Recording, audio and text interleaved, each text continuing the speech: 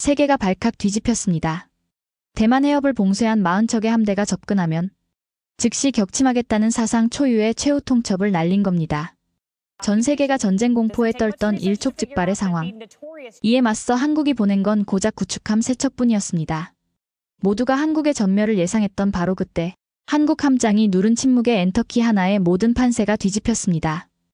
오직 한국만이 보이지 않는 함대를 지배했다. 일본 최신의 이지스함들이 붉은 허상을 보고 비명을 지르며 서로를 공격해 자멸해버린 그날 밤. 도대체 그 바다 위엔 무슨 일이 있었던 걸까요? 전 세계가 경악한 한국의 유령 레이더 기술, 그 충격적인 진실이 지금 시작됩니다. 솔직히 고백하겠습니다. 저는 그날 새벽 제 군 생활 30년의 경험이 송두리째 부정당하는 꼴을 제 두 눈으로 똑똑히 봤습니다. 만약 그 자리에 신이 있었다면 아마 신조차도 당황해서 말문이 막혔을 겁니다. 제 이름은 마이클 샌더스입니다. 미 해군사관학교를 졸업하고 평생을 바다 위 쇳덩어리 안에서 보낸 늙은 군인이죠. 지금은 하와이에 있는 인도태평양 사령부에서 작전 통제실장을 맡고 있습니다. 태평양 반대편에서 벌어지는 모든 군사적 움직임을 감시하고 필요하다면 미 대통령에게 핵 버튼을 누르라고 조언해야 하는 무거운 자리입니다. 그날은 유독 안개가 짙은 새벽이었습니다. 작전실의 공기는 식어버린 커피 냄새와 밤샘 근무에 지친 장교들의 땀 냄새로 텁텁했습니다. 평소와 다를 것 없는 고요한 밤이었죠. 적어도 오전 3시 15분 그 빌어먹을 경보음이 울리기 전까지는 말입니다. 위성 식별 코드 델타. 대만 해협 섹터 4 대규모 병력 이동 포착. 정보장교의 다급한 외침에 저는 반사적으로 고개를 들었습니다. 정면의 초대형 스크린에 위성 영상이 전송되고 있었죠. 화면을 보는 순간 저는 저도 모르게 마시고 있던 종이컵을 구겨버리고 말았습니다. 지도 위 대만 섬의 북쪽과 남쪽 바다가 온통 새빨간 점들로 뒤덮여 있었습니다. 이게 다 뭐야? 설마 중국 놈들인가? 제가 묻자 분석관이 창백하게 질린 얼굴로 대답했습니다. 중국 북해함대 주력 구축함 25척입니다. 그리고 남쪽에서는 일본 해상자위대 제2호위대군 15척이 동시에 진입하고 있습니다. 중국과 일본. 물과 기름처럼 절대 섞일 수 없을 것 같던 두 나라의 군함 40척이 마치 사전에 약속이라도 한 듯 대만 해협을 위아래로 틀어막고 있었습니다. 그건 단순한 무력 시위가 아니었습니다. 완벽하고 치밀하며 숨막히도록 압도적인 해상 봉쇄였습니다. 명분은 뭡니까? 저놈들이 미치지 않고서야 예고도 없이 이런 짓을 벌일 리가 없잖습니까? 공식 성명이 들어왔습니다. 동아시아 해역의 테러 위협 차단 및 해상 안전을 위한 중일 연합 비상훈련이라고 합니다. 해당 구역을 지나는 모든 민간 선박의 통행을 무기한 금지한다고 선언했습니다. 훈련? 테러 차단? 지나가던 개가 웃을 소리였습니다. 저건 대만의 목줄을 조이겠다는 선전포고나 다름없었습니다. 대만은 섬나라입니다. 바닷길이 막히면 석유도, 식량도, 천연가스도 들어올 수 없습니다. 저 상태로 일주일만 지나면 대만 전역의 전기가 끊기고 한 달이면 굶어 죽는 사람이 속출할 겁니다. 총 한 방 쏘지 않고 한 나라를 말려 죽이겠다는 잔인한 계산이었죠. 백악관 연결해. 당장 대응 매뉴얼 가동해야 합니다. 제가 소리쳤지만 돌아온 대답은 절망적이었습니다. 국가안보회의에서 대기 명령이 떨어졌습니다. 섣부른 군사 개입은 3차 대전으로 번질 수 있다는 우려 때문입니다. 일단 외교 채널로 항의하랍니다. 젠장. 그럴 줄 알았습니다. 상대는 중국 하나도 벅찬데 일본까지 가세했습니다. 미국으로서도 섣불리 항공모함을 밀어넣었다간 핵전쟁을 각오해야 하는 상황이었죠. 우리는 그저 위성 화면 속에서 대만이 서서히 질식해가는 모습을 무기력하게 지켜볼 수밖에 없었습니다. 대만 총통이 국제사회에 피눈물을 흘리며 도움을 요청하는 생중계 화면이 보조 모니터에서 흘러나오고 있었지만 그 누구도 선뜻 나서지 않았습니다. 그 거대한 강철의 벽을 뚫고 들어갈 미친 나라는 지구상에 없어 보였습니다. 그때였습니다. 제동님, 미확인 함정 접근 중. 5시 방향입니다. 레이더 담당관의 목소리가 찢어질 듯 울렸습니다. 저는 미간을 찌푸리며 스크린을 노려봤습니다. 봉쇄선 밖, 텅 비어 있어야 할 공해상에 파란색 점 3개가 찍혀 있었습니다. 누구야? 미 7함대 소속인가? 명령 없이 움직이는 놈이 대체 어떤 놈이야? 아닙니다. 피하 식별 신호 확인. 대한민국 해군입니다. 순간 작전실의 모든 소음이 멈췄습니다. 정적이 흘렀죠. 잘못 들은 줄 알았습니다. 어디라고? 대한민국 해군 제7기동 전단 소속입니다. 선두함은 세종대왕함, 후속함은 충무공 이순신급 2척입니다. 저는 헛웃음을 터뜨렸습니다. 기가 막혀서 말이 안 나오더군요. 고작 세 척? 항모 전단도 아니고 잠수함대도 아니고 달랑 구축함 세 척을 끌고 저길 들어간다고? 지금 내 눈앞에 있는 적함이 40척이 넘어. 저건 용기가 아니라 객기야. 아니, 자살 특공대나 다름없다고. 저는 책상을 내리치며 소리쳤습니다. 한국이 무슨 생각을 하는지 도무지 알 수 없었습니다. 평소에 한국군은 신중하고 합리적이었습니다. 미국과의 협의 없이는 작전 반경을 1마일도 넘지 않는 모범생들이었죠. 그런데 갑자기 저 거대한 호랑이 굴에 맨몸으로 뛰어들겠다니요. 당장 한국 합참 연결해. 김 장군이든 누구든 작전 책임자 바꾸라고 해. 저는 수화기를 집어 던지듯 낚아챘습니다. 연결음이 몇 번 울리기도 전에 낮고 굵은 목소리가 들려왔습니다. 대한민국 합참 작전본부장입니다. 그 목소리는 지나칠 정도로 차분했습니다. 지금 사지로 부하들을 밀어넣고 있는 지휘관의 목소리라고는 믿기지 않을 만큼 평온했죠. 그 태평함에 저는 피가 거꾸로 솟는 것 같았습니다. 이봐요, 김 장군. 나 샌더스입니다. 지금 제정신입니까? 당신 내배들이 지금 어디로 가고 있는지 알기나 해요? 저기는 훈련장이 아닙니다. 중국과 일본의 최신의 이지스함들이 이빨을 드러내고 기다리는 도살장이라고요. 저는 거의 비명을 지르듯 말했습니다.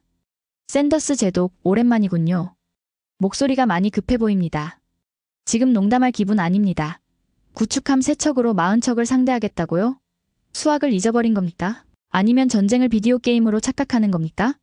당신 내배들은 사거리 안에 들어가는 순간 10분도 못 버티고 고철 덩어리가 될 겁니다. 당장 배 돌리세요.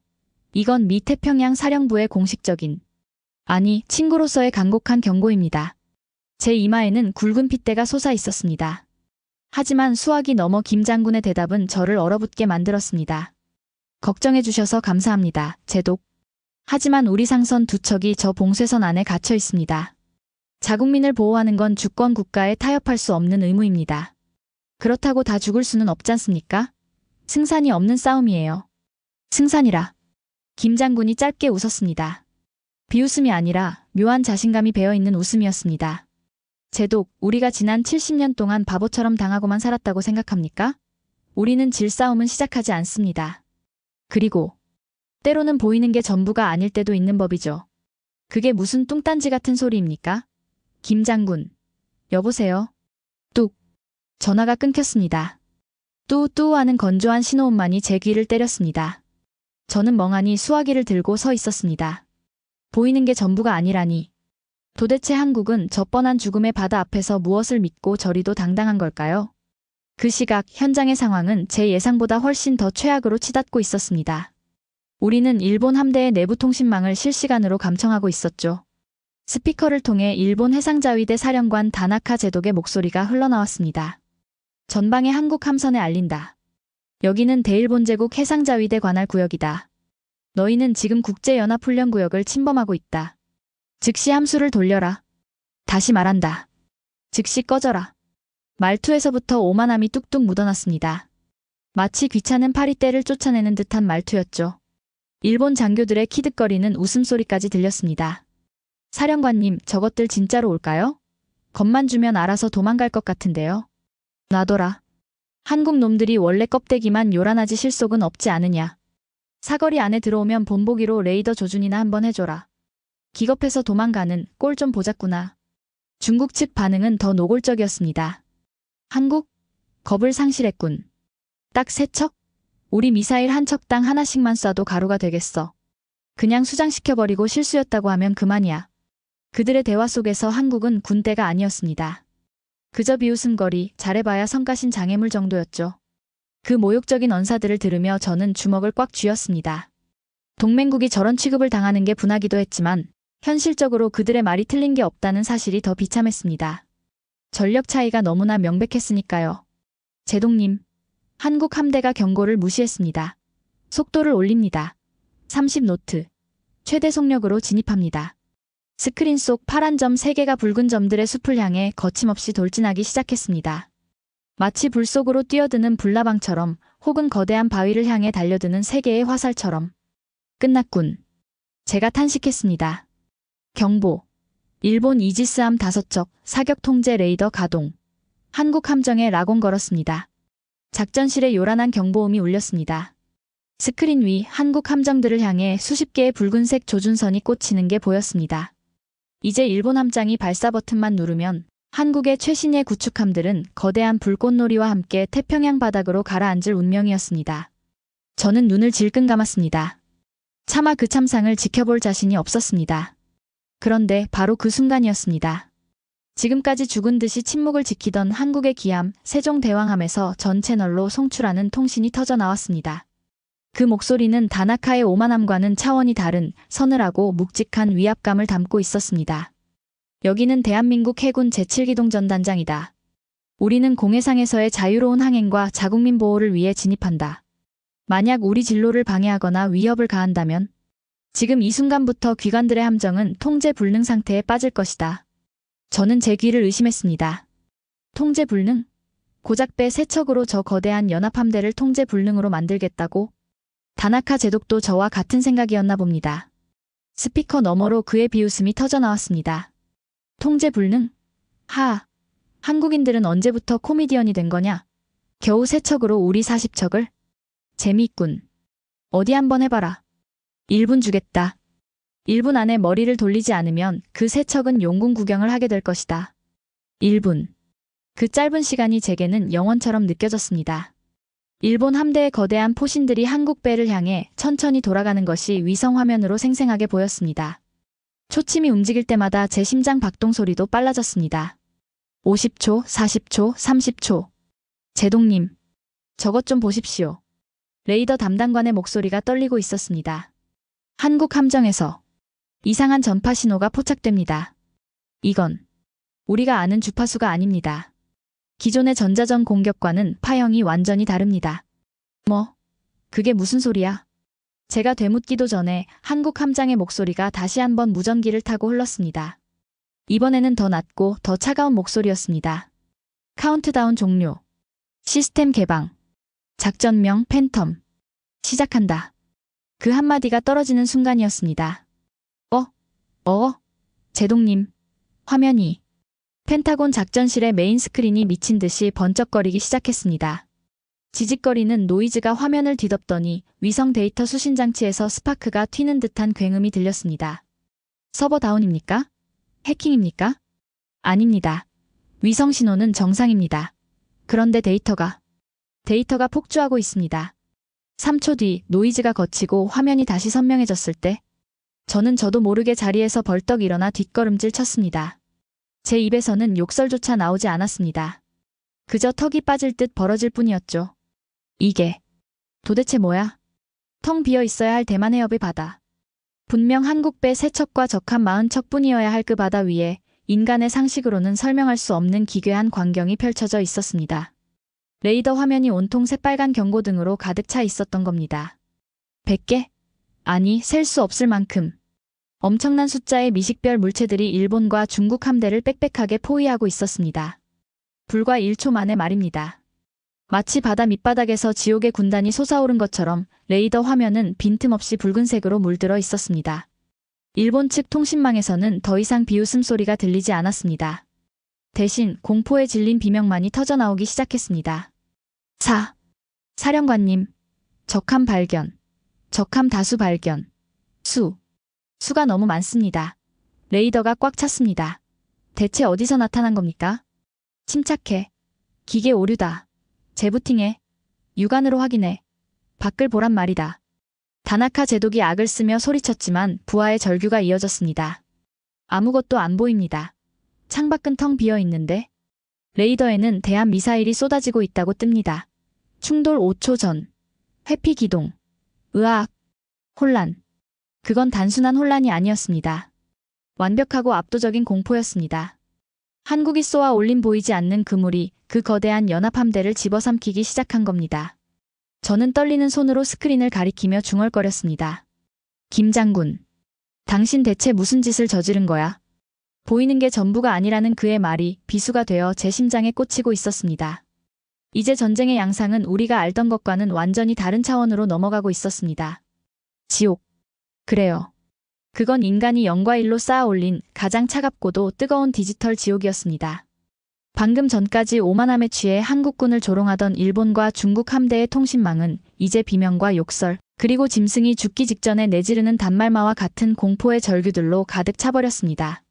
펜타곤 작전실의 고성능 스피커가 찢어질 듯 울려대는 그 소리들은 산전수전 다 겪은 늙은 군인인 저조차도 등골이 오싹해질 만큼 처절하고 끔찍했습니다. 저는 떨리는 손으로 책상 모서리를 꽉 움켜쥐었습니다. 눈앞에 대형 스크린에서 벌어지는 상황은 제 군사 지식으로는 도저히 해석이 불가능한 기현상의 연속이었습니다. 레이더가 녹아내릴 것 같습니다. 타겟수가 계속 늘어납니다. 1000개, 1500개, 2000개. 멈추지 않습니다. 정보 장교가 거의 울먹이는 목소리로 소리쳤습니다. 스크린 속 대만 해협은 더 이상 바다가 아니었습니다.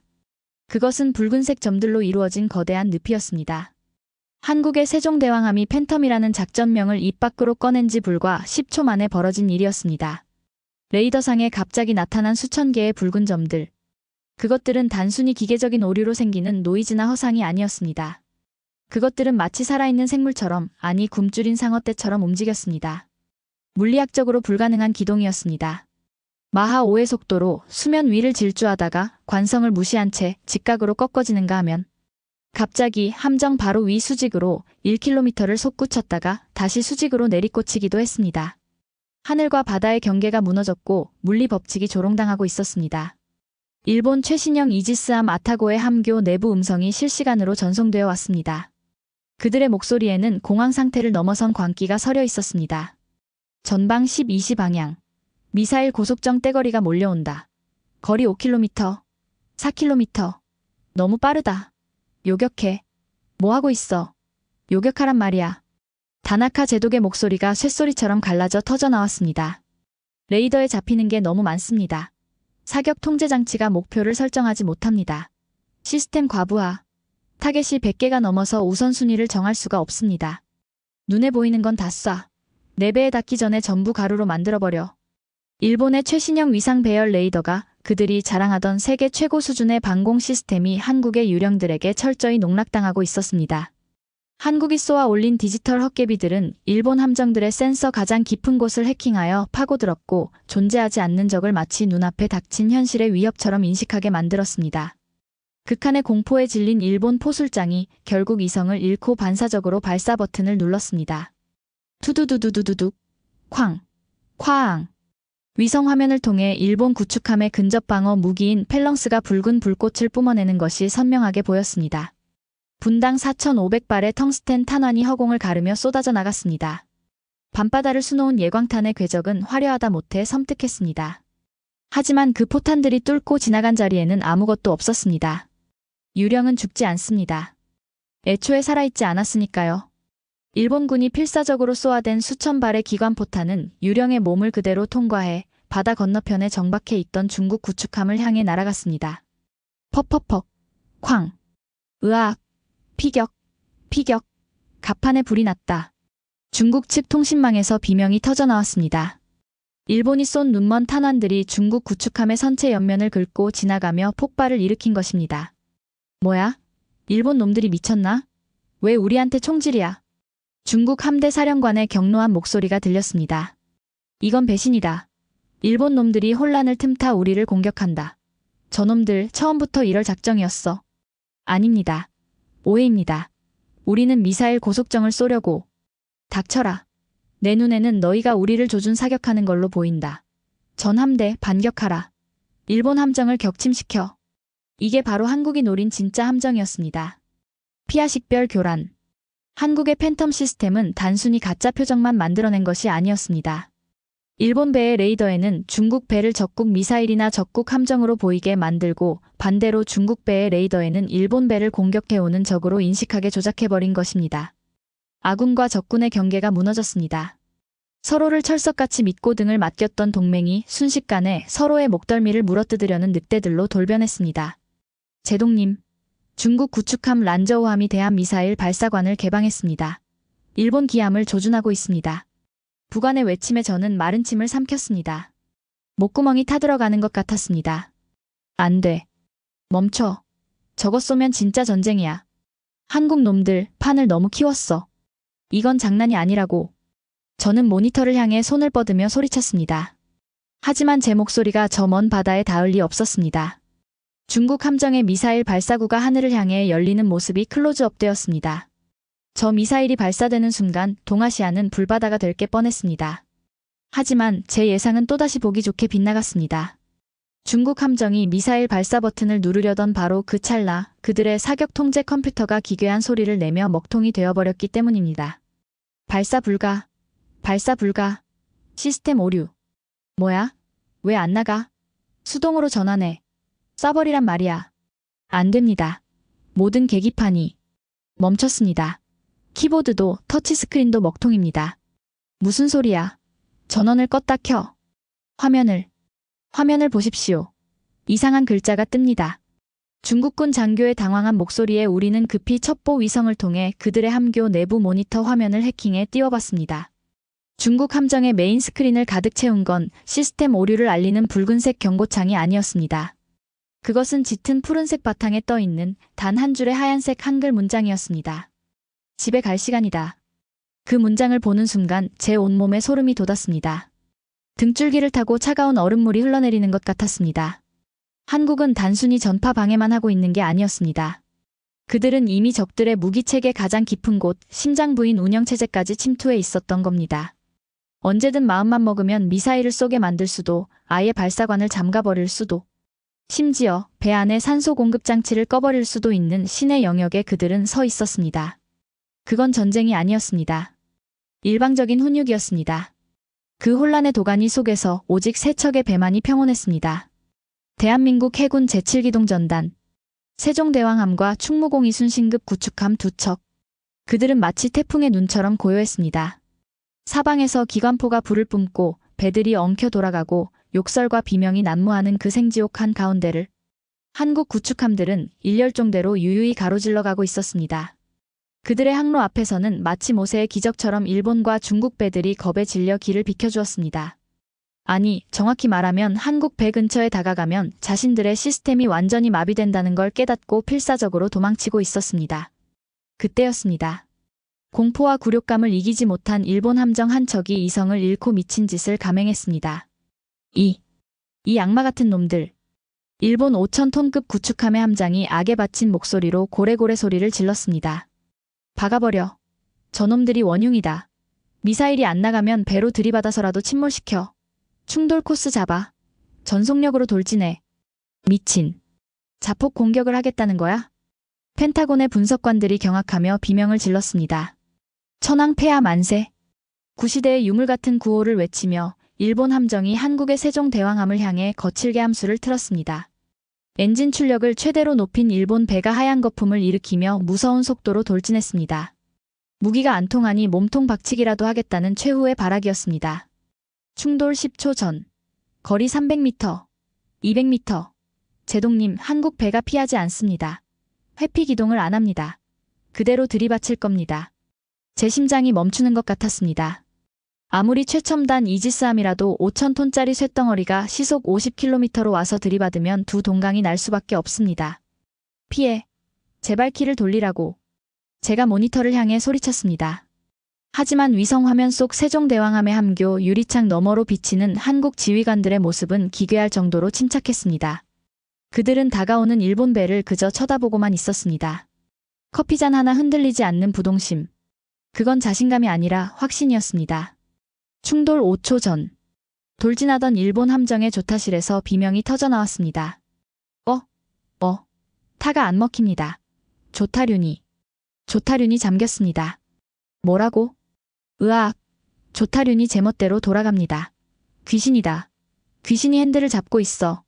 일본 조타수의 절규와 함께 직진하던 일본 함정이 갑자기 급격하게 우연으로 꺾였습니다. 마치 보이지 않는 거인의 손이 배의 머리를 강제로 비틀어버린 것 같았습니다. 안 돼. 멈춰. 엔진 정지. 후진. 하지만 늦었습니다. 방향을 잃고 통제 불능 상태로 회전한 일본 함정은 그대로 옆에서 상황을 지켜보던 중국의 대형 보급선 옆구리를 향해 돌진했습니다. 쿠웅. 끼기기기. 둔탁한 충돌음은 들리지 않았지만 위성 화면 속에서 두 배가 엉키며 거대한 철판이 종잇장처럼 찢겨나가는 모습이 생생하게 잡혔습니다. 붉은 불꽃이 튀고 파편이 바다로 쏟아졌습니다.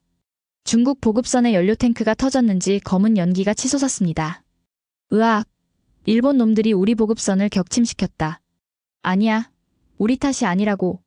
배가 말을 안 듣는단 말이다. 거짓말 마라. 너희가 핸들을 꺾는 걸 내가 똑똑히 봤다. 서로 욕설을 퍼붓는 중일 연합함대의 꼴은 처참했습니다. 40척의 위풍당당했던 함대는 온데간데 없고 고장난 장난감처럼 바다 위를 표류하거나 서로 들이받고 있었습니다. 그 거대한 강철의 짐승들이 보이지 않는 전자 그물에 걸려 허우적거리는 꼴이라니. 그 누구도 한국 배를 건드리지 못했습니다. 아니, 근처에 갈 엄두조차 내지 못했습니다. 한국 배 주변 반경 5km에는 마치 보이지 않는 신의 결계가 쳐져 있는 것 같았습니다. 그 영역 안에 들어가는 모든 기계는 뇌사 상태에 빠졌으니까요. 저는 의자에 깊숙이 등을 기대며 긴 한숨을 내쉬었습니다. 등줄기에 식은땀이 흘러내려 제복 셔츠가 축축하게 젖어 있었습니다. 손끝이 파르르 떨렸습니다. 소프트킬. 제가 멍하니 중얼거렸습니다. 네. 뭐라고 하셨습니까? 부관이 겁에 질린 표정으로 되물었습니다. 우리는. 미국은 지금까지 멍청했어. 미사일이 몇 발인지, 함포 구경이 몇 밀리미터인지, 항모가 몇 척인지. 그런 하드웨어 싸움만 생각했지. 쪽수와 화력만 믿고 자만했어. 저는 화면 속 유유히 항해하는 태극기를 바라보며 말을 이었습니다. 하지만 한국은 달랐어. 놈들은 전쟁의 패러다임을 완전히 바꾼 거야. 총알 한 발 안 쓰고 피 한 방울 안 흘리고 적의 뇌를 해킹해서 스스로 무너지게 만드는 것. 이게 진짜 21세기의 전쟁이야. 우리가 수천억 달러를 들여 배를 만들 때 그들은 그 배를 깡통으로 만드는 코드를 짰던 거라고. 그때 한국 측에서 두 번째 통신을 보내왔습니다. 아까의 기계적인 경고음과는 달랐습니다. 이번에는 아주 정중하고 부드럽고 예의 바른 목소리였습니다. 하지만 그래서 더더욱 그 목소리는 악마의 속삭임처럼 들렸습니다. 대한민국 해군 제7기동전 단장이다. 현재 귀관들의 함정은 원인 불명의 심각한 시스템 오류를 겪고 있는 것으로 보인다. 서로 충돌까지 하는 걸 보니 상황이 매우 위급해 보인다. 그 말은 명백한 조롱이었습니다. 하지만 반박할 수 있는 사람은 아무도 없었습니다. 우리는 인도적 차원에서 귀관들의 안전한 퇴각을 돕고 싶다. 물론 원한다면 계속 거기에 있어도 좋다. 다만 잠시 침묵이 흘렀습니다. 꿀꺽 하고 침 넘어가는 소리가 펜타곤 작전실에서도 들리는 듯 했습니다. 정확히 10분 뒤에는 함정의 엔진 제어권뿐만 아니라 선내의 화장실 물 내리는 버튼 하나까지 전부 우리 통제하에 들어올 것이다. 그때가 되면 귀관들은 바다 위에 떠 있는 거대한 강철관 속에 갇히게 될 것이다. 선택하라. 지금 당장 떠날 것인가, 아니면 영원히 바다의 미아가 될 것인가? 그건 제한이 아니었습니다. 승자가 패자에게 베푸는 마지막 자비이자 거역할 수 없는 최후 통첩이었습니다. 1분, 2분. 시간이 흘렀습니다. 일본과 중국 함대는 움직이지 못했습니다. 자존심 때문이었을까요? 아니면 공포 때문이었을까요? 잠시 후 일본 함대 사령관 다나카의 목소리가 무전기를 통해 힘없이 흘러나왔습니다. 처음에 들렸던 그 오만하고 기세등등하던 도끼는 완전히 빠져 있었고 패배를 인정한 노인의 쉰 목소리만이 남았습니다. 알겠다. 우리 해상자위대는 현 시간부로 본 훈련을 종료하고 퇴각한다. 치욕. 그 목소리에는 씻을 수 없는 치욕이 묻어 있었습니다. 중국 북해함대도 동의한다. 길을 열어라. 그 거만한 제국주의의 후예들이 대국이라 자칭하며 주변국들을 힘으로 찍어 누르려던 자들이 고작 세 척의 한국 구축함 앞에서 머리를 조아렸습니다. 현명한 선택이다. 시스템 잠금을 해제한다. 잘 가라. 한국 함장의 짧은 대답과 함께 위성 화면 속에서 붉은 점들이 하나둘씩 사라지기 시작했습니다. 마치 아침 햇살에 안개가 걷히듯 한국이 팬텀을 거두어들인 것입니다. 그러자 그토록 복잡했던 레이더 화면이 거짓말처럼 깨끗해졌습니다. 유령은 사라졌습니다. 남은 건 너덜너덜해진 40척의 패잔병들 뿐이었습니다. 충돌로 검은 연기를 내뿜으며 비틀거리는 일본 함정과 옆구리가 찌그러진 채 기울어진 중국 보급선의 모습이 처량하기 그지 없었습니다. 그들은 도망치듯 뱃머리를 돌려 각자의 항구로 달아났습니다. 뒤도 돌아보지 않았습니다. 아니, 돌아볼 용기가 없었을 겁니다. 그 사이로 한국의 세종대왕함과 충무공이 순신함 두 척은 승자의 여유를 부리며 대만 가오슝 항구를 향해 속도를 높였습니다. 하얀 파도를 가르며 나아가는 그들의 뒷모습은 마치 거인을 쓰러뜨린 다윗처럼 당당하고 거대해 보였습니다. 저는 떨리는 손으로 식어버린 커피잔을 다시 집어들었습니다. 하지만 마실 수가 없었습니다. 손이 너무 심하게 떨려서 커피가 바닥으로 뚝뚝 떨어지고 있었거든요. 장관님 연결됐습니다.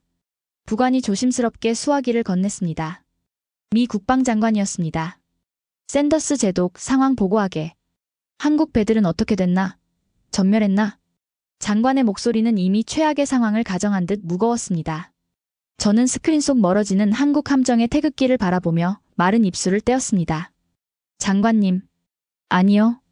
그들은 털끝 하나 다치지 않았습니다. 뭐? 그게 무슨 소리야? 40대 3이었잖아.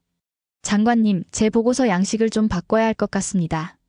그리고 대통령님께도 전해주십시오. 우리가 알던 순한 양 같던 한국은 이제 죽었다고. 저는 침을 꿀꺽 삼키고 제 목구멍을 긁으며 나오는 진심을 토해냈습니다. 방금 태평양 한가운데서 새로운 괴물이 태어났습니다. 이제부터 우리는 저들에게 지시를 내리는 형님 입장이 아니라 저들에게 기술을 배우고 제발 우리를 지켜달라고 부탁해야 하는 입장이 된 겁니다. 수화기 너머에서는 아무 말도 들리지 않았습니다. 긴 침묵만이 흘렀습니다. 작전실의 그 누구도 제 말에 토를 달지 못했습니다. 우리 모두는 본능적으로 알고 있었습니다. 오늘 밤 2025년의 어느 새벽, 동아시아의 주인이, 아니 전 세계 바다의 주인이 바뀌었다는 사실을 말입니다. 폭풍이 지나간 바다는 거짓말처럼 고요했습니다. 하지만 그 고요함은 평화가 아니었습니다. 그것은 거대한 장례식장에 흐르는 침묵과도 같았습니다. 일본과 중국의 함대가 쥐새끼처럼 도망치고 난 뒤 하와이 사령부 작전실의 대형 스크린에는 다시 푸른색 바다만이 남았습니다. 붉은 점도 파란 점도 모두 사라진 텅 빈 화면. 하지만 그 빈 화면을 바라보는 우리들의 눈동자는 여전히 지진이라도 난 듯 흔들리고 있었습니다. 상황 종료. 한국 함대 가오슝 항구 입항 완료. 통신병의 보고가 들려왔지만 아무도 대답하지 않았습니다. 환호성도 안도의 한숨도 없었습니다. 그저 멍하니 입을 벌린 채 서로의 얼굴만 쳐다볼 뿐이었죠. 우리가 방금 무엇을 목격한 건지 외가 정보를 처리하는데 과부하가 걸린 상태였습니다. 그때 책상 위에 빨간색 보안 전화기가 요란하게 울렸습니다. 올 것이 왔구나 싶었습니다. 백악관입니다. 수화기를 드는 제 손은 땀으로 축축했습니다. 샌더스 제독, 지금 당장 화상회의실로 들어오세요. 대통령님과 합참의장이 기다립니다. 그리고 국가안보국, 중앙정보국 국장들도 배석했습니다. 목소리의 주인은 국가안보보좌관이었습니다. 그의 목소리는 바싹 말라 있었고 신경질적이었습니다. 당연하겠죠. 세계 최강이라 자부하던 미국의 정보망이 동맹국인 한국 하나에게 철저하게 농락당했으니까요. 알겠습니다. 5분 내로 접속하겠습니다. 저는 넥타이를 거칠게 풀어헤치고 세수라도 하고 싶었지만 그럴 시간조차 없었습니다. 저는 비틀거리는 다리를 억지로 움직여 작전실 안쪽의 기밀 회의실로 들어갔습니다. 방음 벽으로 둘러싸인 그 좁은 방의 공기는 납덩이처럼 무거웠습니다. 카메라 앞에 앉자 모니터 화면이 분할되며 워싱턴의 거물들이 모습을 드러냈습니다. 합참의장의 얼굴은 붉게 상기되어 있었고 대통령은 깍지 낀 손으로 입을 가린 채 심각한 표정으로 서류를 노려보고 있었습니다. 제독. 대통령이 먼저 입을 열었습니다. 보고서는 읽어봤네. 하지만 글자로 봐서는 도무지 믿기지가 않아서 말이야. 자네가 직접 설명해보게. 유령이라니? 지금 21세기에 그것도 미군 작전 회의에서 귀신 타령을 하겠다는 건가? 대통령님, 그건 비유가 아닙니다. 저는 목이 메어 헛기침을 한 번 하고는 말을 이었습니다. 말 그대로였습니다. 존재하지 않는 함대가 레이더를 뒤덮었고 적함들은 허공에 대고 포를 쏘다가 서로를 들이받았습니다. 우리는 그 기술을 팬텀, 즉 유령이라고 잠정 명명했습니다. 기술적인 원리가 뭔가? 합참의장이 날카롭게 물었습니다. 그걸 설명해 주실 분들이 여기 계십니다. 저는 화면 속 국가안보국 국장을 바라봤습니다. 미국, 아니 전 세계 최고의 해커들과 암호학자들을 거느린 정보기관의 수장. 하지만 지금 그의 표정은 마치 난생 처음 보는 외계어를 접한 대학원생처럼 당혹스러워 보였습니다. 국장, 자네가 분석한 데이터를 말해봐. 대통령의 최근에 국장은 깊은 한숨을 내쉬며 마이크를 잡았습니다. 대통령님, 솔직히 말씀드리면 우리는 지금 백지 상태입니다. 백지? 그게 무슨 소리야? 우리가 일본과 중국 통신망을 다 감청하고 있었잖아. 로그 파일이 있을 거 아닌가? 있습니다. 확보했습니다.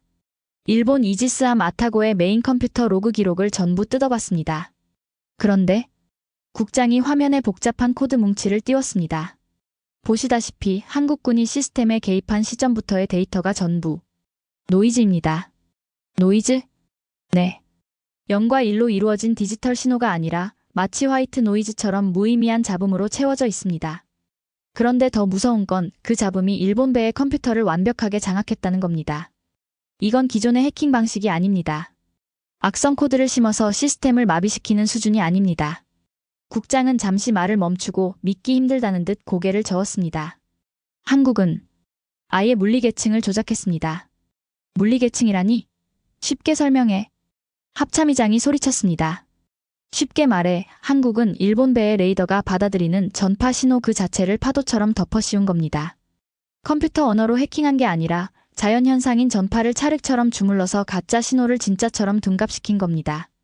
이건 소프트웨어 기술이 아닙니다.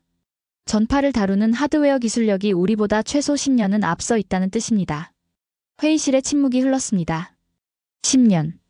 군사기술에서 10년의 격차라는 건 활을 든 원시인과 기관총을 든 군인의 차이와도 같습니다.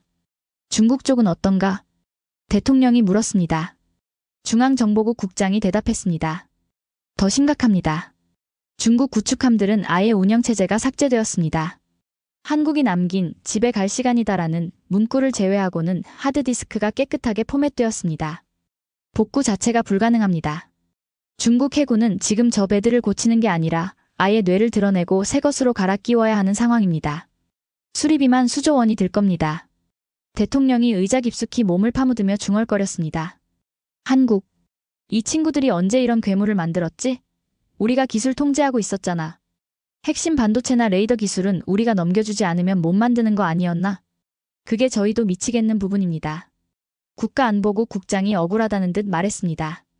우리가 파악한 바로는 한국은 자체 개발한 비메모리 반도체와 독자적인 양자 암호 통신을 사용했습니다. 미국산 부품은 나사 하나도 안 썼다는 겁니다. 우리가 알던 조립공장 수준의 한국이 아닙니다. 그들은 이미 창조자의 영역에 들어갔습니다. 그때 제 머릿속을 스치고 지나가는 섬뜩한 생각이 있었습니다. 저는 조심스럽게 입을 열었습니다. 대통령님, 기술적인 우위도 문제지만 더 큰 문제가 있습니다. 뭔가? 이번 작전에서 한국이 보여준 태도입니다. 그들은 이 기술을 숨기지 않았습니다. 아니, 오히려 보란 듯이 과시했습니다. 전 세계가 지켜보는 앞에서 그것도 일본과 중국이라는 강대국을 상대로 공개 시연회를 연 겁니다. 그게 무슨 의미지? 경고입니다. 중국과 일본에게 보내는 경고이자 우리 미국에게 보내는 무언의 메시지입니다. 저는 침을 꿀꺽 삼켰습니다. 너희가 만든 동아시아 질서는 끝났다. 이제부터 룰은 우리가 정한다. 바로 이 말을 하고 싶었던 겁니다. 회의실의 분위기가 더욱 차갑게 가라앉았습니다. 동맹국이 강해지는 건 좋은 일입니다. 하지만 그 동맹국이 우리의 통제를 벗어나 우리조차 이해할 수 없는 힘을 갖게 된다면 그건 더 이상 든든한 파트너가 아니라 잠재적인 공포의 대상이 됩니다. 샌더스 제독. 대통령이 저를 뚫어지게 쳐다봤습니다. 자네 생각은 어떤가? 만약에 말이야. 한국이 저 기술을 우리 미 해군에게 사용한다면 우리 7함대 항모전단이 저 공격을 막아낼 수 있겠나? 가장 두려웠던 질문이 나왔습니다. 저는 거짓말을 할 수 없었습니다. 군인의 명예를 걸고 사실대로 말해야 했습니다. 대통령님, 저는 떨리는 목소리를 감추려 애썼습니다. 솔직히 말씀드리면 장담할 수 없습니다. 현재 우리의 이지스 시스템은 일본과 거의 동일한 기반을 사용합니다. 만약 한국이 마음만 먹는다면 우리의 니미츠급 항공모함도 대만 해협의 저 고철들처럼 바다 위의 표적이 될 수 있습니다. 대통령의 얼굴에서 핏기가 완전히 사라졌습니다. 세계 최강미 해군이 동맹국 한국의 기술 앞에 무방비 상태일 수 있다는 사실. 그것은 백악관의 주인에게는 악몽과도 같은 이야기였을 겁니다. 그때 화상회의실의 보조 모니터에 긴급 알림이 떴습니다. 주한미군 사령관의 호출이었습니다. 연결해. 대통령의 지시에 화면이 바뀌고 서울 용산 벙커에 있는 주한미군 사령관의 얼굴이 나타났습니다. 그의 표정은 묘하게 상기되어 있었습니다. 대통령님, 방금 한국 국방부 장관으로부터 핫라인 연락을 받았습니다. 뭐라고 하던가? 사과라도 하던가? 아니면 해명이라도? 아닙니다. 그들은 선물을 보냈다고 합니다. 선물? 네. 방금 워싱턴 주미 한국 대사관을 통해 펜타곤으로 외교 행랑 하나가 전달되었다고 합니다. 대만 해협 사태에 관한 기술 분석 보고서라는 제목입니다. 모두의 시선이 합참의장에게 쏠렸습니다. 합참의장은 급히 부관을 시켜 행랑을 가져오게 했습니다. 잠시 후 검은색 가죽 가방이 회의 테이블 위에 놓였습니다. 안에는 두툼한 서류 뭉치와 USB 메모리 하나가 들어 있었습니다. 서류의 첫 장을 넘긴 합참의장의 손이 부들부들 떨리기 시작했습니다. 이건 뭔가? 읽어보게. 매뉴얼입니다, 대통령님. 매뉴얼? 네. 해당 전자전 공격을 방어하기 위한 시스템 패치 코드와 피하 식별 장치 업그레이드 설계도입니다. 한국이 자기네 기술을 막을 수 있는 방패를 우리에게 공짜로 준 겁니다. 회의실 안의 공기가 묘하게 바뀌었습니다. 공포와 경악에서 기이한 굴욕감과 안도감이 뒤섞인 복잡한 감정으로 변해갔습니다. 한국은 병 주고 약 주는 척을 하는 게 아니었습니다. 그들은 이렇게 말하고 있는 겁니다. 우리는 당신들을 공격할 생각이 없다. 우리는 여전히 친구다. 하지만 잊지 마라. 이 방패를 뚫을 창도 우리 손에 있다는 것을. 완벽한 우위의 확인. 진정한 강자만이 부릴 수 있는 여유였습니다. 대통령이 헛웃음을 터뜨렸습니다. 기가 막히는군. 우리더러 이걸 쓰라는 건가? 한국산 백신을 우리 항모에 깔라는 거야? 선택의 여지가 없습니다, 대통령님. 국가안보국 국장이 씁쓸하게 말했습니다. 지금 당장 우리 기술로는 저 팬텀을 막을 방법이 없습니다. 한국이 준 코드를 쓰지 않으면 우리 함대는 언제든 눈먼 장님이 될 수 있습니다. 결국 미국은 인정해야 했습니다. 기술의 주도권이 넘어갔다는 것을. 그날 밤 펜타곤의 지하 벙커에서는 밤새도록 한국이 보낸 코드를 분석하고 적용하는 작업이 벌어졌습니다. 미 해군의 자존심이 무너지는 소리가 들리는 듯 했습니다. 하지만 아무도 불평할 수 없었습니다. 생존이 걸린 문제였으니까요. 저는 회의가 끝난 뒤에도 오랫동안 자리를 뜨지 못하고 텅 빈 화면을 바라봤습니다. 그리고 문득 2년 전 한미연합훈련 때 만났던 한국 해군 중령의 말이 떠올랐습니다. 술자리에서 농담처럼 던졌던 그 말이 이제야 비수처럼 제 가슴을 찔러왔습니다. 샌더스 대령님, 거북선이라고 아십니까? 당시 대령이었던 저에게 그가 물었었죠. 알지. 16세기에 철갑을 두른 배 아닌가? 대단한 역사지. 네, 맞습니다. 그런데 거북선의 진짜 무서움은 철갑이 아닙니다. 그럼 뭔가? 공포입니다. 적에게 도저히 이길 수 없다는 절망감을 심어주는 그 압도적인 공포. 그게 거북선의 진짜 무기였습니다. 저희는 그런 배를 다시 만들 겁니다. 눈에 보이지 않더라도 적의 뼈에 사무치는 공포를 주는 배를요. 그때는 그저 취중진담인 줄 알았습니다. 국뽕에 취한 장교의 허풍이라고 생각했죠. 하지만 그들은 진짜였습니다. 70년이라는 세월 동안 그들은 칼을 갈고 닦으며 기다려왔던 겁니다. 다음 날 아침 전 세계 뉴스는 대만 해협 사태로 도배되었습니다. 하지만 진실은 철저히 가려져 있었습니다. 중국과 일본 기상 악화와 통신 장비 결함으로 훈련 조기 종료. 한국 구축함 인도적 차원의 대만 해상 순찰 마처.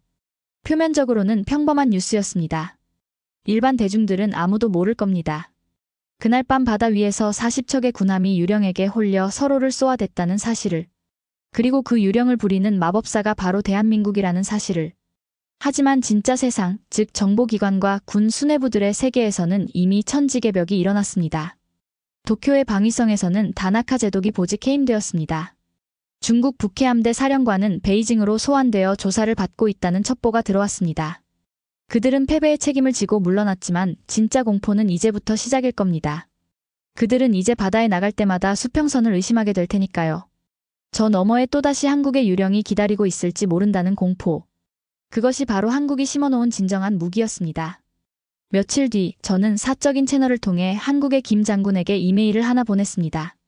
군사보안 규정을 위반하는 일이었지만 꼭 묻고 싶은 게 있었습니다. 수신 대한민국 합참작전본부장 김 장군. 발신 마이클 샌더스. 내용 당신들이 이겼소. 인정하리다. 하지만 하나만 묻고 싶소. 왜 일본과 중국 배들을 침몰시키지 않았소? 그 정도 혼란이었다면 충분히 그들을 수장시킬 수 있었을 텐데. 왜 살려보낸 거요? 답장은 10분 만에 왔습니다. 역시나 그답게 간결하고 명료했습니다. 수신 마이클 샌더스. 발신 대한민국 합참작전본부장. 내용 제독 손자병법에 이런 말이 있습니다. 싸우지 않고 굴복시키는 것이 최상의 승리다. 우리는 적을 죽이는 것보다 적이 우리를 두려워하며 살아가게 만드는 것이 더 잔인하고 확실한 복수라고 생각했습니다. 그리고 침몰한 배는 건져낼 수 있지만 무너진 자존심은 영원히 건져낼 수 없는 법이니까요. 저는 그 메일을 읽고 멍하니 천장을 올려다봤습니다. 무너진 자존심은 건져낼 수 없다. 그렇습니다. 일본과 중국은 배를 잃은 게 아니라 영혼을 잃은 겁니다. 한국은 그들에게 패배감이라는 지울 수 없는 문신을 새겨주었습니다. 이제 동아시아의 바다는 더 이상 예전과 같지 않을 겁니다. 파도 소리조차 다르게 들리겠죠. 누군가에게는 평화로운 자장가겠지만 누군가에게는 보이지 않는 유령의 속삭임처럼 들릴 테니까요. 저는 자리에서 일어나 창밖을 바라봤습니다. 워싱턴의 하늘은 맑았지만 제 눈에는 저 멀리 동쪽 하늘의 거대한 먹구름이, 아니 거대한 용이 승천하는 듯한 기운이 보이는 것 같았습니다. 우리는 이제 인정해야 합니다. 작은 반도 국가, 조용한 아침의 나라라고 불리던 그들이 이제는 천둥과 번개를 손에 쥐고 세계를 호령할 준비를 마쳤다는 것을 말입니다. 그리고 우리는 그들의 친구로 남을 수 있기를 간절히 기도해야 할 겁니다. 전쟁은 언제나 요란한 포성으로 시작되지만 그 끝은 항상 기묘한 침묵과 비열한 거짓말들의 향연 속에서 마무리되곤 합니다. 대만 해협에서의 그 기괴하고도 충격적이었던 밤이 지나고 정확히 72시간 뒤 저는 다시 보이지 않는 전장으로 불려나갔습니다. 하지만 이번 전장은 거친 파도가 몰아치는 바다가 아니었습니다. 섭씨 18도로 맞춰진 에어컨 바람이 윙윙거리는 소리만이 감도는 곳, 괌 앤더슨 공군기지의 지하 3층, 도청과 전파가 완벽하게 차단된 특수보안 회의실이었습니다. 창문 하나 없는 그 밀폐된 공간의 공기는 마치 납덩이처럼 무겁고 차가웠습니다. 그곳에는 총 대신 만년필을, 방탄조끼 대신 수천 달러짜리 맞춤 정장을 입은 하이에나들이 모여 있었습니다. 그들은 며칠 전 바다 위에서 꼬리를 말고 도망쳤던 패잔병들이 아니었습니다. 패배의 기억을 뻔뻔한 거짓말로 덮으려는 능구렁이 같은 외교관들이었죠. 이건 명백한 사기입니다. 미국이 우리에게 판매한 이지스 시스템에 치명적인 결함이 있었던 겁니다. 일본 외무성 차관의 날카로운 고함이 회의실의 방음벽을 때렸습니다. 그의 얼굴은 붉게 상기되어 있었고 목에는 굵은 핏대가 서 있었습니다. 그는 책상을 내리치며 길길이 날뛰고 있었습니다. 우리 해상자위대의 최신의 함정들이 원인 불명의 시스템 오류로 서로 충돌했습니다. 수리비만 수천억 엔이 넘습니다. 게다가 중국과의 불필요한 외교적 마찰까지 빚어졌습니다. 레이더가 아군과 적군을 구별하지 못한다니 이게 말이나 됩니까? 이건 전적으로 미국산 불량 레이더 탓입니다. 미국은 이에 대한 전액 배상과 공식적인 사과를 해야 할 겁니다. 기가 막힐 노릇이었습니다. 자신들이 먼저 대만을 불법적으로 봉쇄했고 한국 해군에게 무력을 행사하려다 농락당해 자멸해놓고서는 이제 와서 그 모든 책임을 장비 탓으로 돌리며 미국에게 덮어씌우려는 수작이었습니다. 전형적인 일본식 화법이었습니다. 강자 앞에서는 비굴하게 웃지만 틈이 보이면 가차없이 물어뜯는 그 비열한 생존 본능 말입니다. 맞은편에 앉은 중국 외교부 부부장의 태도는 더 가관이었습니다. 평소라면 서로 으르렁거렸을 두 나라가 자신들의 치부를 감추기 위해 미국을 공공의 적으로 삼아 입을 맞추고 있었습니다. 일본 측 주장에 일리가 있습니다. 중국 부부장이 거만한 태도로 찻잔을 내려놓으며 거들었습니다. 우리 인민해방군 함정들의 운영체제가 원인 불명의 바이러스로 파괴되었습니다. 미국이 배후에서 사이버 공격을 감행한 것 아닙니까? 설령 미국이 하지 않았다 해도 미국의 기술적 지원을 받는 한국이 독자적으로 이런 일을 벌일 수는 없습니다. 결국 미국의 관리 소홀 책임입니다. 이건 명백한 전쟁 행위로 간주될 수 있습니다. 당장 납득할 만한 해명을 내놓지 않으면 우리도 가만히 있지 않겠습니다. 적반하장도 유분수지 그들의 뻔뻔함은 하늘을 찌르고 있었습니다. 저는 회의실 구석의 배석자 자리에 앉아 무릎 위에 올려진 주먹을 으스러져라 꽉 쥐었습니다. 당장이라도 자리를 박차고 일어나 너희가 한국군에게 겁을 먹고 도망친 거잖아. 어디서 거짓말을 해? 라고 소리치고 싶었습니다. 하지만 그럴 수 없었습니다. 저는 군인이었고 이곳은 외교의 장이었습니다. 제 임무는 침묵하는 것이었으니까요. 미국 국무부 차관보의 표정은 곤혹스러움 그 자체였습니다. 그의 이마에는 식은땀이 맺혀 있었습니다. 진정하십시오. 우리 측 기술조사 결과 장비 자체의 결함은 발견되지 않았습니다. 그날 현장에는 특이한 전파 간섭 현상이 있었고 전파 간섭? 지금 농담하십니까? 일본 차관이 말을 끊고 비아냥거렸습니다. 고작 자연적인 전파 간섭 때문에 세계 최강이라던 이지스 시스템이 아군을 적으로 인식하고 미사일을 쏠 뻔했단 말입니까? 그럼 그 비싼 돈을 주고 우리가 고철 덩어리를 샀다는 거군요? 차관보님 인정하시죠? 미국의 기술력은 이제 한계에 도달했습니다. 이번 사태의 책임은 전적으로 불량품을 판 워싱턴에 있습니다. 상황은 최악의 외통수로 치닫고 있었습니다. 미국이 여기서 사실은 한국이 해킹했다고 실토하면 미국의 군사기술이 한국보다 못하다는 걸 전 세계에 자백하는 꼴이 됩니다. 미제 무기의 신뢰도는 바닥으로 추락할 것이고 방산 수출은 끝장나겠죠. 반대로 침묵하면 모든 책임을 뒤집어쓰고 천문학적인 배상금을 물어줘야 할 판이었습니다. 일본과 중국은 바로 그 딜레마를 정확히 노리고 파고들었습니다.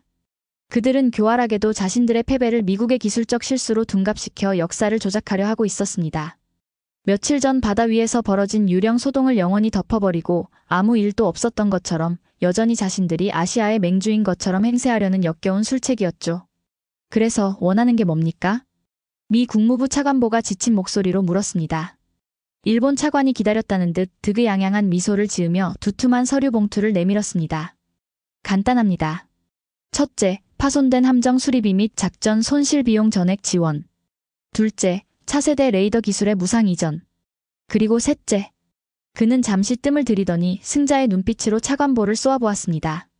대만 문제에 대한 미국의 영구적 불개입 선언. 이 정도면 우리의 상처받은 자존심을 달래줄 수 있겠군요. 강도나 다름없는 요구였습니다. 중국 대표도 거들었습니다. 우리도 동의합니다. 추가로 서해 상해서의 미군 정찰 활동 축소를 요구합니다.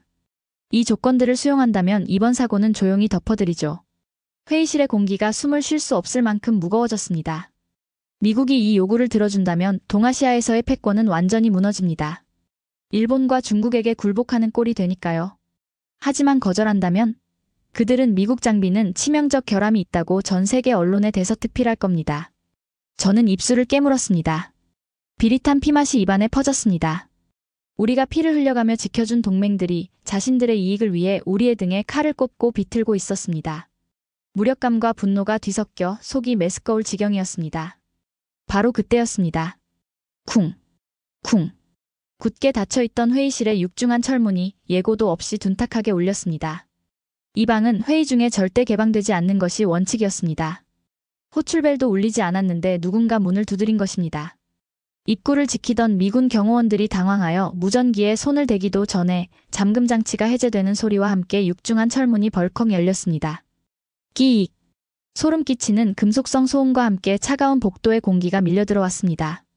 그리고 그 정적 속으로 낯선 남자 한 명이 걸어 들어왔습니다. 군복이 아닌 짙은 남색 정장 차림. 한 손에는 낡은 가죽 서류 가방을 들고 있는 40대 중반쯤 되어 보이는 평범한 인상의 동양인 남자였습니다. 하지만 그의 눈빛만은 평범하지 않았습니다. 감정이 완전히 거세된 듯한 깊고 서늘한 눈동자가 좌중을 압도했습니다. 누구입니까? 여긴 통제구역입니다. 어떻게 들어온 거야? 일본 차관이 소스라치게 놀라며 벌떡 일어났습니다. 남자는 대답 대신 회의 테이블에 빈 의자 하나를 끌어당겨 아주 태연하게 앉았습니다. 그리고 가방을 책상 위에 올려놓으며 저를 향해 가볍게 목례를 했습니다. 저는 그를 알아봤습니다. 며칠 전 펜타곤 화상회의에서 스쳐 지나가듯 봤던 얼굴.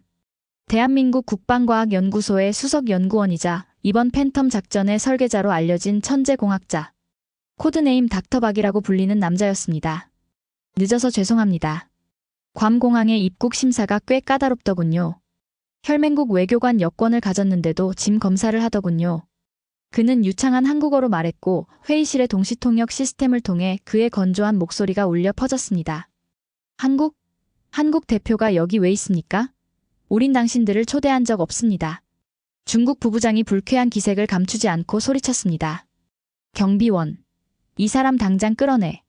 하지만 경비원들은 움직이지 않았습니다. 미 국무부 차관보가 눈짓으로 그들을 제지했기 때문입니다. 박 박사는 천천히 가방의 잠금 장치를 풀었습니다. 달칵 달칵 하는 금소금이 유난히 크게 들렸습니다. 초대라. 글쎄요. 박 박사가 고개를 들어 중국 대표를 똑바로 응시했습니다. 채무자가 빚을 갚지 않고 남탓만 하며 도망치면 채권자가 직접 찾아와서 독촉하는 게 세상의 이치 아닙니까? 채무자? 무슨 헛소리야. 우리가 언제 당신들한테 돈을 빌렸어? 돈보다 더 중요한 걸 빚지셨죠. 진실 말입니다. 박 박사는 가방에서 작은 손바닥만한 크기의 검은색 외장 하드디스크 하나를 꺼내 테이블 중앙에 올려놓았습니다. 그리고 빙긋이 아주 차가운 미소를 지었습니다. 미국을 탓하기 전에 먼저 본인들이 바다 위에서 벌인 추태부터 감상하시죠. 72시간 전 새벽 대만 해협에서 저희가 수집한 블랙박스 영상입니다. 블랙박스?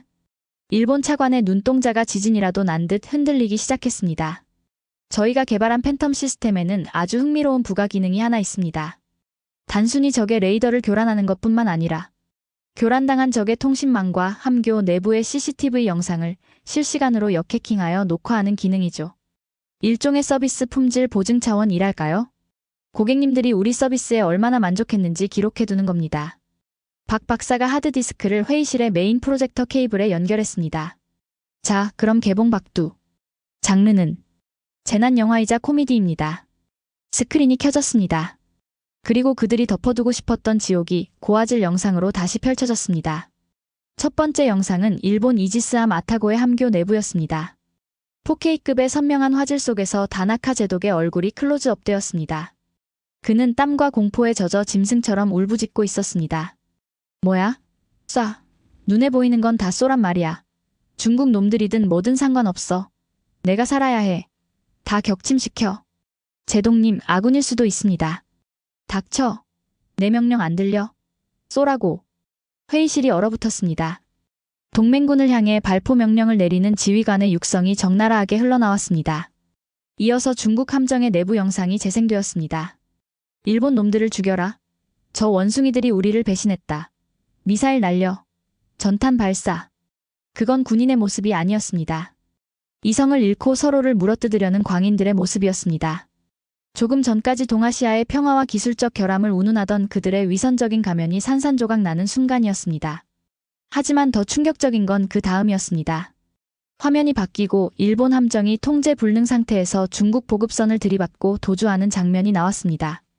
그리고 그때 다나카 제독이 부하에게 은밀하게 내린 명령이 음성 파일로 재생되었습니다. 야, 통신 꺼. 구조신호 무시해. 우린 그냥 가는 거야. 나중에 모른다고 하면 돼. 시스템 오류라고 둘러대면 그만이야. 알았어? 전속력으로 이탈해. 뺑소니. 해상사고 시 구조 의무를 저버리고 도주를 지시한 명백한 국제법 위반이자 군인으로서의 명예를 시궁창에 버린 비겁한 행위였습니다.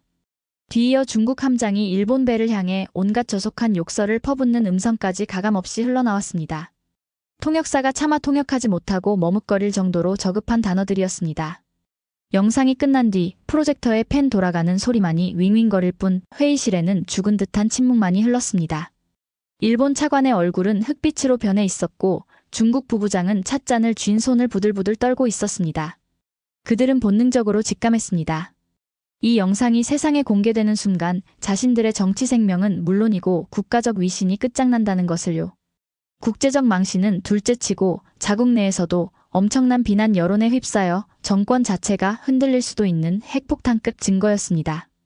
박 박사는 여유롭게 하드디스크를 회수하여 다시 가방에 넣었습니다. 탁 하고 가방 닫는 소리가 총성처럼 크게 들렸습니다. 어떻습니까? 이래도 미국 장비의 결함입니까?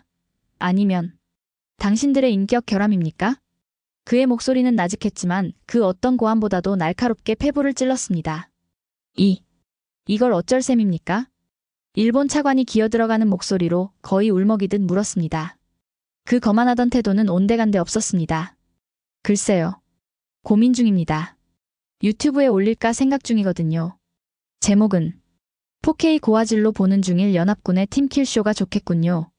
전 세계 군사 전문가들이 아주 흥미로워할 겁니다. 특히 일본 국민들이 자기네 혈세로 만든 이지스함이 동맹국을 향해 미사일을 쏘려 했다는 걸 알면 참 좋아하겠군요.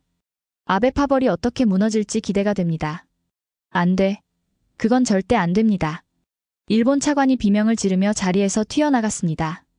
그는 체면이고 외교적 결례고 뭐고 다 집어던지고 박 박사 앞으로 달려가 고개를 숙였습니다. 제발 그것만은 덮어주십시오. 원하는 게 뭡니까? 돈입니까? 차관 제공입니까? 기술 협약입니까? 무엇이든 말씀하십시오. 다 들어드리겠습니다. 중국 대표도 급히 거들었습니다. 우리도 협상할 용의가 있습니다. 이 영상이 공개되면 동아시아의 안보 지형이 무너집니다.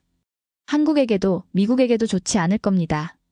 우리끼리 조용히 해결합시다. 박 박사는 의자에 등을 기대고 차가운 눈으로 그들을 내려다보았습니다. 마치 더러운 벌레를 보는 듯한 경멸의 눈빛이었습니다. 협상이라. 번지수를 잘못 찾으셨군요. 저는 장사하러 온 게 아닙니다. 밀린 청구서를 내밀러 온 겁니다. 그는 가방에서 또 다른 서류 봉투 2개를 꺼내 마치 쓰레기를 버리듯 일본과 중국 대표 앞에 툭 던졌습니다. 첫째, 이번 사태에 대한 공식적인 사과문을 24시간 내로 발표하십시오. 단, 장비 결함 따위의 거짓말은 한 줄이라도 들어가선 안 됩니다.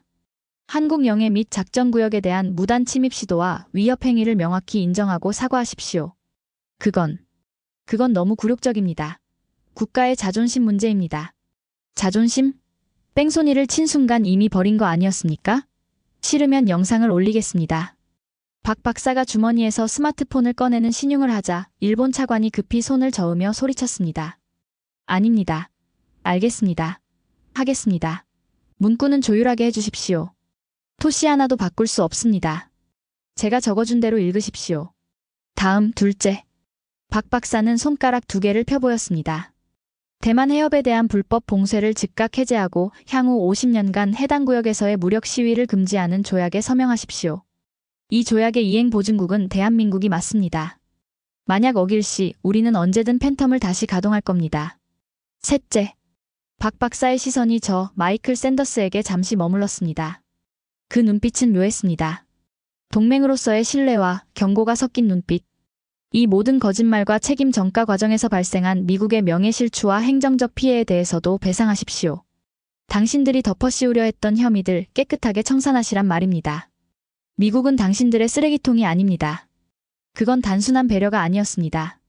미국조차 한국에 도움이 없었다면 꼼짝없이 누명을 쓸 뻔했다는 사실을 각인시키는 고도의 정치적 계산이 깔린 요구였습니다. 미국을 구해주는 척하면서 미국의 목덜미를 쥐고 흔드는 셈이었죠. 회의실은 깊은 침묵에 잠겼습니다.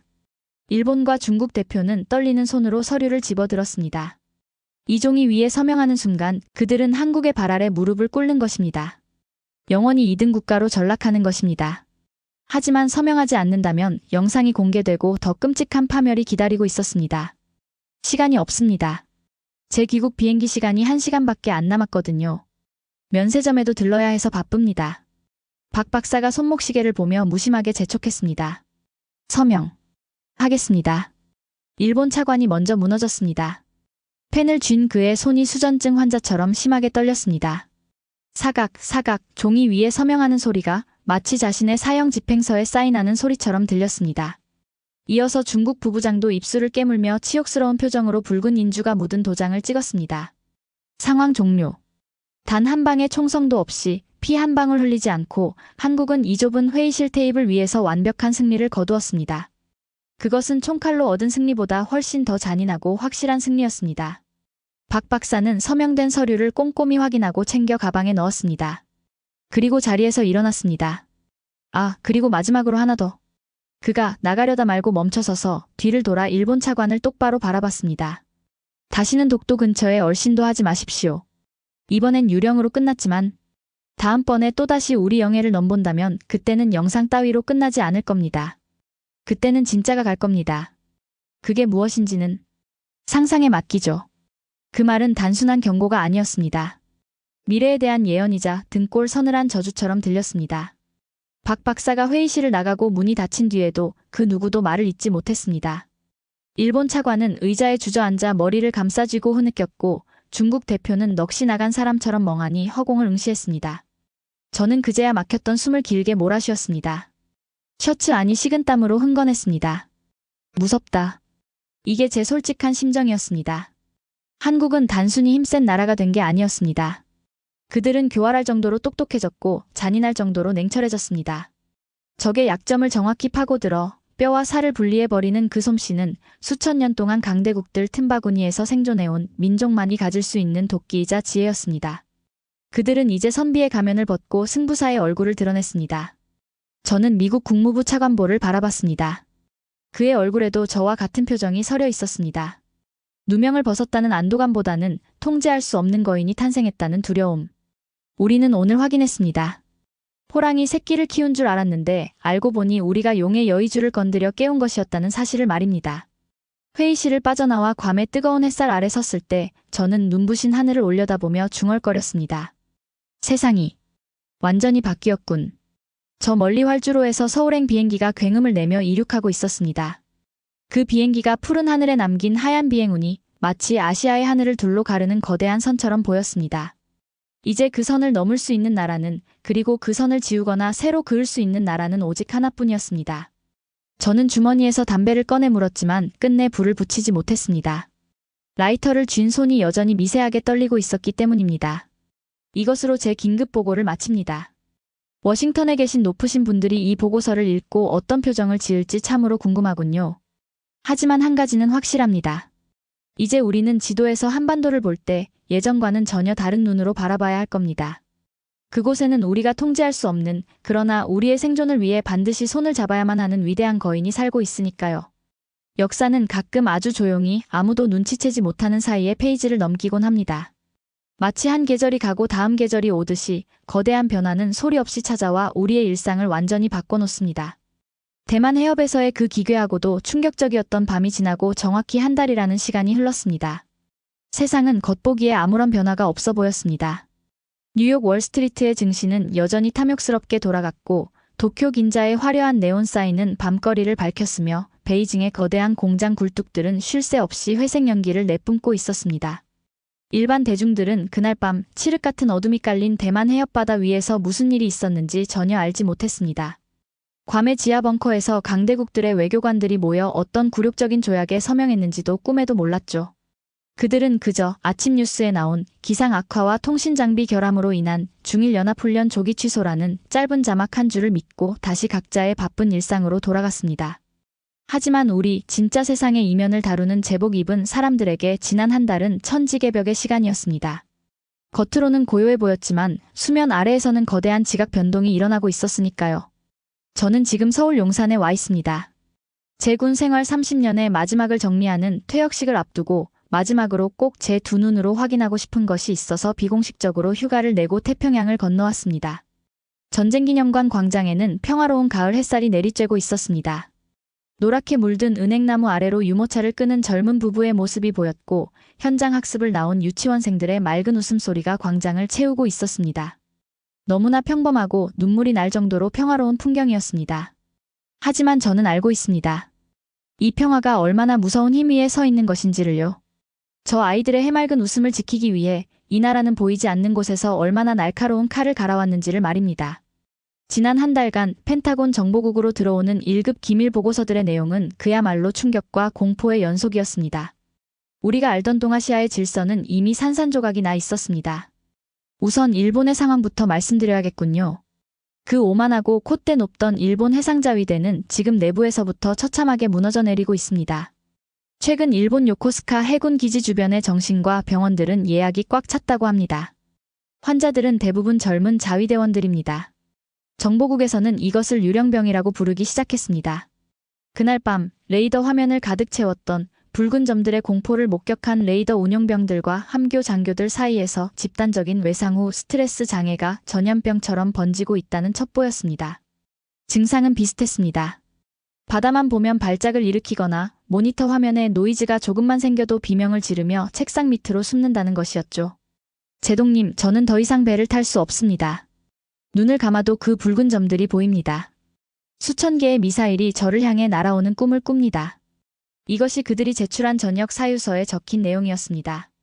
일본 방위성은 이를 필사적으로 은폐하려 애쓰고 있지만 이미 자위대 내부의 사기는 바닥을 쳤습니다. 함정 운용 인력이 부족해 최신형 이지스함을 항구에 묶어두고 출항조차 하지 못하는 신세. 그것이 바로 대일본제국 해군의 영광을 재현하겠다며 큰 소리치던 그들의 초라한 현주소였습니다. 바다 위에서 겪은 단 하룻밤의 공포가 그들의 군사적 자산을 사실상 마비시켜버린 것입니다. 정치권의 굴복은 더 빠르고 비굴했습니다. 박 박사가 괌 회의실에서 경고했던 영상 공개가 두려워 일본 내각은 한국에 대한 모든 비공식적 수출 규제를 소리소문 없이 철회했습니다. 반도체 핵심 소재, 첨단 공작 기계들이 다시 한국으로 흘러들어가기 시작했습니다. 심지어 독도 문제에 대해서는 양국 간의 미래지향적 관계를 위해 당분간 언급을 자제하겠다는 사실상의 항복 선언이나 다름없는 훈령을 외무성 전 직원에게 하달했습니다. 우익 단체들이 반발하며 관저 앞에서 시위를 벌였지만 총리는 코빼기도 비치지 않았습니다. 겉으로는 여유로운 척 웃고 있지만 그들의 속은 썩어 문드러지고 있을 겁니다. 자신들의 목덜미를 쥔 한국의 소나기 힘이 얼마나 강력한지 뼈저리게 느꼈을 테니까요. 중국은 더 교활하고 빠르게 움직였습니다. 대륙의 기질답게 태세 전환이 빨랐습니다. 베이징의 공산당 지도부는 사태 직후 해양 굴기 전략을 전면 수정했습니다. 서해와 동중국해에 전진 배치되었던 북해 함대의 주력 전력을 슬그머니 남중국해 쪽으로 한국의 작전 반경 밖으로 물렸습니다. 핑계는 남방해역의 안보 강화였지만 누가 봐도 한국을 피해서 도망가는 모양새였습니다. 그리고는 곧바로 한국의 대규모 경제사절단을 파견했습니다. 그동안 한한령이니 뭐니 하며 막았던 한국 문화 콘텐츠의 수입을 전면 허용하고 한국 기업들에 대한 제재도 풀었습니다. 우리는 천년의 이웃이자 운명 공동체라며 꼬리를 내리고 다가오는 그들의 모습에서 저는 강한 자에게는 한없이 약하고 약한 자에게는 한없이 잔인한 대륙의 오랜 습성을 다시금 확인했습니다. 그들은 한국이 가진 팬텀 기술이 자신들의 체제 유지에 위협이 될까봐 전전긍긍하며 어떻게든 한국의 비위를 맞추려 애쓰고 있었습니다. 적으로 돌리면 가장 무서운 상대가 한국이라는 걸 그들도 인정한 셈입니다. 그리고 우리 미국. 솔직히 부끄러움을 무릅쓰고 고백하건대 지금 펜타곤과 워싱턴 정가는 한국 배우기 열풍에 빠져 있습니다. 제가 작성한 보고서 일명 샌더스 리포트는 미 국방부 장관부터 말단 분석관까지 읽어야 하는 필독서가 되었습니다. 미 해군사관학교에서는 다음 학기부터 한국의 해전 전술과 비대칭 전력 운용론을 필수 과목으로 채택하기로 결정했습니다. 중앙정보국 요원들은 한국어를 배우느라 밤을 새우고 있다는 소문도 들립니다. 번역기를 거치지 않은 한국의 진짜 의중을 파악하기 위해서죠. 우리가 한국을 지키는 게 아니다. 이제는 한국이 우리를 지켜주고 있는 것이다. 이것이 현재 워싱턴의 새로운 컨센서스, 즉 합의된 인식이었습니다. 세계 최강대국이라는 미국의 자존심이 상하는 일일 수도 있습니다. 하지만 생존 앞에서는 자존심 따위는 사치였습니다. 우리는 인정해야 했습니다. 동맹의 축이 이동했다는 것을요. 우리가 보호자이고 한국이 피보호자였던 시대는 끝났습니다. 이제 우리는 서로의 등을 맡겨야 하는 대등한 파트너가 된 것입니다. 용산 전쟁기념관의 벤치에 앉아 자판기에서 뽑은 캔커피를 마시고 있을 때였습니다. 따스한 햇살을 받으며 눈을 감고 있는데 누군가 제 옆에 다가와 앉는 인기척이 느껴졌습니다. 자판기 커피 맛이 좀 달지 않습니까, 제동님? 미군 부대 커피보다는 덜 쓸 텐데요. 익숙한 목소리. 괌 앤더슨 기지 지하 회의실에서 봤던 그 남자 박 박사였습니다. 그는 여전히 그 낡은 가죽 서류 가방을 무릎 위에 올려두고 있었습니다. 마치 평범한 회사원 같은 모습이었지만 그에게서 풍기는 기운은 여전히 날카로웠습니다. 박 박사. 내가 여기 있는 건 어떻게 알고 왔소? 비공식 방문인데. 제동님이 한국 땅을 밟으시는 순간부터 알고 있었습니다. 우리 팬텀 시스템에는 제동님 같은 VIP의 입국 알림이 기본 설정으로 되어 있으니까요. 물론 감시하려는 건 아닙니다. 귀한 손님이 오셨는데 인사라도 드려야 예의일 것 같아서요. 그가 농담처럼 웃었지만 저는 등골이 서늘해짐을 느꼈습니다. 나의 일거수일투족이 파악되고 있다는 공포. 하지만 이상하게도 불쾌하지는 않았습니다. 그 감시가 적의 것이 아니라 든든한 아군의 것이라는 묘한 믿음 때문이었을까요? 곧 퇴역하신다 들었습니다. 축하드립니다. 명예로운 저녁이 되시길 바랍니다. 그렇게 됐소. 당신들 덕분에 내군 생활 30년의 상식이 완전히 무너졌는데 더 버텨서 뭐 하겠소. 이제는 새로운 세상에 적응할 수 있는 젊은 후배들에게 자리를 물려줘야지. 늙은 군인은 사라질 때를 알아야 하는 법이오. 저는 씁쓸하게 웃으며 마시던 캔커피를 내려놓았습니다. 그리고 그를 정면으로 바라보며 물었습니다. 하나만 물읍시다. 괌에서 일본과 중국에게 서명받은 그 조약들. 진짜로 그들이 지킬 거라고 믿소? 종이 쪼가리에 불과한 약속 아니요? 그들은 언제든 틈만 나면 다시 이빨을 드러내고 덤벼들 텐데. 역사가 증명하지 않소. 박 박사는 커피를 한 모금 마시고는 멀리 광장 중앙에 펄럭이는 대형 태극기를 바라보며 천천히 입을 열었습니다. 물론입니다. 제동님 말씀대로 그들은 약속을 지키는 족속들이 아닙니다. 힘이 약해 보이면 언제든 조약 문서를 휴지 조각처럼 찢어버릴 겁니다. 그걸 알면서도 왜 서명에 만족한 거요? 그들이 찢을 수 없는 게 하나 있기 때문입니다. 그게 뭐요? 기억입니다. 공포에 대한 원초적인 기억. 박 박사의 눈빛이 깊고 어둡게 가라앉았습니다. 인간은 이성적인 동물이 아닙니다. 감정적인 동물이죠. 국가도 마찬가지입니다. 그날 밤 그들이 뼛속 깊이 새긴 무력감과 공포. 자신들의 최첨단 무기가 고철이 되고 서로를 죽일 뻔했던 그 끔찍한 기억. 그건 유전자에 각인되어 다음 세대까지 이어질 겁니다. 우리는 그들에게 트라우마를 심어준 겁니다. 감히 넘볼 수 없는 거대한 벽이 존재한다는 걸 머리가 아닌 본능으로 깨닫게 한 거죠. 그의 말을 듣는 순간 저는 2차 대전 이후 미국이 전 세계에 심어주려 했던 미국에 의한 평화의 본질을 떠올렸습니다. 압도적인 힘에 대한 공포와 존경. 그것이 평화를 유지하는 기둥이었습니다. 한국은 지금 그것을 팍스코리아나로 재현하고 있는 것이었습니다. 그것도 총 한 방 쏘지 않고 피 한 방울 흘리지 않고 훨씬 더 세련되고 지적인 방식으로 말입니다. 그리고 박 박사가 말을 이었습니다. 우리는 이제 혼자가 아니니까요. 미국이라는 거인도 이제 우리 편. 아니, 우리와 진짜 친구가 되지 않았습니까? 껍데기뿐인 동맹이 아니라 서로의 실력을 인정하고 존중하는 진짜 파트너 말입니다. 그는 저를 보며 싱긋 웃었습니다. 예전 같았으면 건방지다고 생각했을 그 미소가 지금은 너무나 든든하게 느껴졌습니다. 그렇소. 우린 이제 한 배를 탄 거지. 당신네 그 보이지 않는 유령선의 말이오. 내가 장담하건대 미 해군은 앞으로 한국 해군을 스승으로 모실 거요. 우리는 서로를 마주보고 소리내어 웃었습니다. 그 웃음 속에는 수십 년간의 오해와 불신, 그리고 미묘한 상하관계를 넘어선 진정한 전우애가 담겨 있었습니다. 박 박사가 자리에서 일어나며 가방을 고쳐들었습니다. 아, 가기 전에 선물이 하나 더 있습니다. 귀국하시면 펜타곤의 메인 서버를 확인해 보십시오. 제가 팬텀 2.0 업데이트 패치 코드를 보내뒀습니다. 1.0 버전도 감지덕지한데 2.0이라니. 서비스가 너무 과한 거 아니요? 이번엔 뭐가 달라졌어? 이번 버전은 북쪽의 그 불장난 좋아하는 친구들, 그리고 혹시 모를 테러 집단들을 위한 맞춤형 기능이 추가되어 있습니다. 탄도 미사일의 궤적을 역추적해서 발사 원점을 자동으로 무력화시키는 알고리즘이죠. 미국 본토 방어에도 꽤 유용하게 쓰일 겁니다. 단골 고객 우대 차원입니까? 그렇습니다. 그리고 친구를 위한 작은 성의이기도 하고요. 그럼 조심히 돌아가십시오.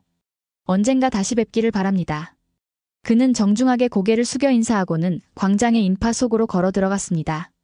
마치 처음부터 없었던 사람처럼, 가을바람처럼 나타났다 바람처럼 사라졌습니다. 자신의 존재를 드러내지 않고 세상을 움직이는 보이지 않는 함대의 설계자다운 뒷모습이었습니다.